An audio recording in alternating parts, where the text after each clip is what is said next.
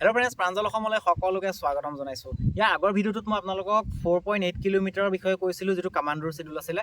আৰু তাত আপোনালোকৰ দুই এজনে মোক কমেণ্ট কৰি কৈছিল যে দাদা 3200 মিটাৰৰ কাৰণে এখন চিডিউল দি দিবলৈ। আৰু 3200 মিটাৰৰ চিডিউল মই যিহেতু আগতে দিছিলোঁ 2-3খনমান অলৰেডি দিয়া আছে, কিন্তু যথেষ্ট পুৰণা হৈ গৈছে। চ' সেইকাৰণে মই আপোনালোকক নতুনকৈ দি দিছোঁ, সেইখিনি কাৰণ আপোনালোকে বিচাৰি নাপাবও পাৰে। আৰু এটা কথা আপোনালোকে জানি লওক যে 4800 মিটাৰ আৰু 3200 মিটাৰৰ চিডিউলৰ মাজত বিশেষ একো পাৰ্থক্য নাই, কাৰণ 3200 মিটাৰতকৈ 4800 মিটাৰ আৰু বহুত বেছি মিটাৰ নাথাকে। মাত্ৰ আপোনালোকৰ 1600 মিটাৰ মানে গেপ থাকে। সেইকাৰণে আপোনালোকে যদি একেখন চিডিউলো ফ'ল' কৰে তেনেহ'লেও কোনো কথা নাই, অলপমান সাল সলনি কৰি দিলেই হ'ল। চ' মই সেই চিডিউলখনকে অলপমান আপোনালোকক সলাই পেলাই কৈ দিছোঁ, আপোনালোকে নোট কৰি ল'ব, লিখি ল'ব, তেতিয়া আপোনালোকৰ কাৰণে সুবিধা হ'ব। বাকী যিখিনি আপোনালোকৰ এটা বা দুটা দিন সলনি হ'ব, কিন্তু বাকীকেইদিন প্ৰায় আপোনালোকৰ একেই থাকিব। এতিয়া 3200 মিটাৰৰ কাৰণে আপোনালোকে সোমবাৰে কি কৰিব, 3200 মিটাৰ এটা ৰানিং কৰি চাব পাৰে। সেইদিনটো আপোনালোকে 3200 মিটাৰে কৰিব, কাৰণ কেলৈ দেওবাৰে যিহেতু আপোনালোকৰ ৰেষ্ট থাকিব, আৰু সোমবাৰে আপোনালোকে 3200 মিটাৰ টেষ্ট কৰি চাব পাৰে, নিজৰ টাইমিং কিমান লাগিছে সেইটো আপোনালোকে চাব পাৰে।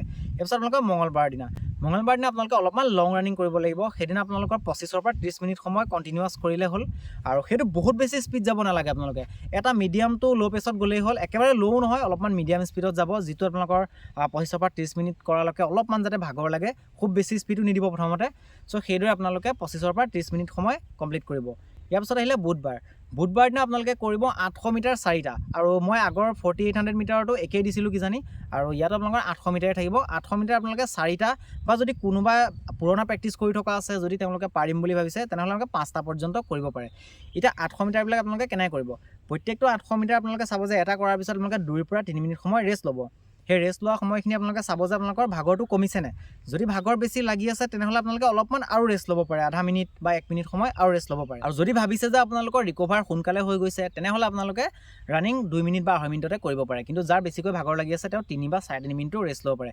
ঠিক এনেদৰে আপোনালোকে এটা কৰি আকৌ 2 বা 3 মিনিট ৰেষ্ট লৈ ঠিক তেনেদৰে আপোনালোকে 4টামান কৰিব ৰিপিট।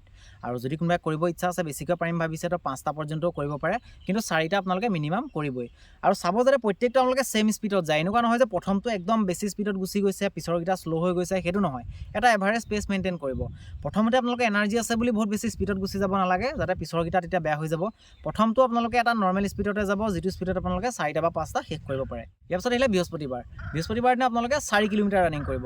সেই 4 কিলোমিটাৰটো কেনেকৈ কৰিব, আপোনালোকে 3200 মিটাৰ যি ধৰণে আপোনালোকে ৰানিং কৰে, ঠিক তেনেকুৱাকৈ আপোনালোকে ৰানিং কৰিব। অলপমান তাতকৈ যদি শ্ল' কৰে কোনো কথা নাই, কিন্তু চেষ্টা কৰিব যে আপোনালোকে প্ৰতিটো কিলোমিটাৰ যেন আপোনালোকে 4 মিনিটৰ ওচৰত যাব পাৰে। চ' তেতিয়া আপোনালোকৰ কাৰণে বেছি ভাল হ'ব। ত' 4তকৈ পাৰ নকৰিব, আৰু আপোনালোকে নিজে চাই ল'ব যে যিসকল পুৰণা আছে তেওঁলোকৰ স্পীডটো অলপ বেছি হয়, চ' তেওঁলোকে অকণমান স্পীডত ৰানিং কৰিব পাৰে। কিন্তু যিসকল নতুনকৈ আহিছে তেওঁলোকৰ অলপমান স্পীডটো কম থাকে, সেইকাৰণে তেওঁলোকে নিজৰ হিচাপত চাই ল'ব, যিটো আপোনালোকৰ কেপাচিটি আছে আপোনালোকে সেইটো অনুসৰি 4 কিলোমিটাৰ ৰানিং কৰিব। ইয়াৰ পিছত আহিলে আপোনালোকৰ শুকুৰবাৰ দিনা আপোনালোকে 400 মিটাৰ কৰিব পাৰে, নহ'লে তাৰ ঠাইত আপোনালোকে ফাৰ্টলেগ ট্ৰেইনিং কৰিব পাৰে, যিটো মই আগৰ চিডিউলতো দিছিলোঁ 4.8 কিলোমিটাৰ। ফাৰ্টলেগ ট্ৰেইনিংটো কেনেকৈ কৰিব, আপোনালোকে 1 মিনিট সময় আপোনালোকে স্পীড যাব, আকৌ 1 মিনিট শ্ল' যাব। ঠিক এনেকৈ আপোনালোকে 15 পৰা 20 মিনিট সময় কৰিব পাৰে, নহ'লে আপোনালোকে 400 মিটাৰ 6টাৰ পৰা 7টা কৰিব পাৰে। চ' দুইটা আপোনালোকৰ স্পীড ট্ৰেইনিঙে হয়, কিন্তু ফাৰ্টলেগটো যদি কৰে অলপমান ভাল হয়, সেইটোত আপোনালোকৰ ভাগৰো কমে, আৰু যিটো খুব ফোপাই সেইটোও কমে, উশাহ লোৱাত যিটো কষ্ট হয় সেইটো আপোনালোকৰ নৰ্মেল হয়। সেইকাৰণে এই দুটাৰ ভিতৰত আপুনি যিকোনো এটা কৰিব পাৰে। নহ'লে আপোনালোকে 400 মিটাৰ কৰক ৰিপিটেশ্যন 6টাৰ পৰা 7টা, আৰু যদি আপোনালোকে নহ'লে আপোনালোকে ফাৰ্টলেগ ট্ৰেইনিং কৰিব পাৰে, যিটো আপোনালোকে 1 মিনিট ফাষ্ট যাব আৰু 1 মিনিট শ্ল' যাব। ইয়াৰ পিছত আহিলে শনিবাৰ দিনা আপোনালোকে অলপমান এণ্ডুৰেঞ্চ কৰিব লাগিব, কাৰণ ষ্টেমিনাও যথেষ্ট প্ৰয়োজন আছে। নহ'লে কি হয়, কিছুমান আপোনালোকে দেখা পাইছে যে 3200 মিটাৰ দৌৰি থাকোঁতে মাজতে ৰখি দিব লগা হয়। কি হয়, তেওঁলোকৰ এণ্ডুৰেঞ্চ লেভেলটো ভাল নাথাকে। সেইকাৰণে শনিবাৰৰ দিনা আপোনালোকে 6 পৰা 7 কিলোমিটাৰমান ৰানিং কৰিব। সেইটো আপোনালোকৰ এণ্ডুৰেঞ্চৰ কাৰণে খুবেই প্ৰয়োজন, লং ৰানিংটো। সেইদিনটো আপোনালোকে, আৰু সেই ৰানিংটো আপোনালোকে চাব যাতে এটা এভাৰেজ পেচত মেইনটেইন কৰে। প্ৰথমতে খুব বেছি স্পীড দি পিছলৈ শ্ল' কৰি দিয়া তেনেকুৱা নকৰিব। প্ৰথম পৰা যিটো স্পীড যায়, যিটো স্পীডত আপোনালোকে গম পাইছে যে মই এইটো স্পীডতে 6 বা 7 কিলোমিটাৰ কমপ্লিট কৰিব পাৰিম, চ' সেই স্পীডটোতে আপোনালোকে যাব। ঠিক তেনেদৰে আপোনালোকে 6 পৰা 7 কিলোমিটাৰ কমপ্লিট কৰিব। আৰু ছানডে দিনা আপোনালোকে গম পাইছে যে সেইদিনা সম্পূৰ্ণ ৰেষ্ট থাকিব। বাকী ইভিনিং টাইমত যদি কোনোবাই কৰিব বিচাৰে, নৰ্মেলি লাইট ট্ৰেইনিং কৰিব পাৰে, 10 পৰা 15 মিনিট সময় জগিং কৰিব পাৰে, লগতে অলপমান ষ্ট্ৰেচিং এক্সাৰচাইজ এইবিলাক কৰিব পাৰে।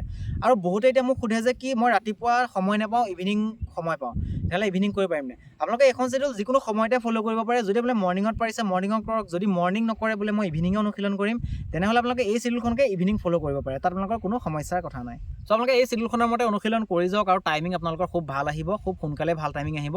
কিন্তু আপোনালোকে কণ্টিনিউৱাছ কৰিব লাগিব। এনেকুৱা নহয় যে মই 2 দিন ৰানিং কৰিলোঁ আকৌ তাৰপিছত এৰি দিলোঁ, তেনেকুৱা নহয়। কণ্টিনিউৱাছ কৰি যাব লাগিব, তেতিয়া আপোনালোকে ভাল ৰিজাল্ট পাব।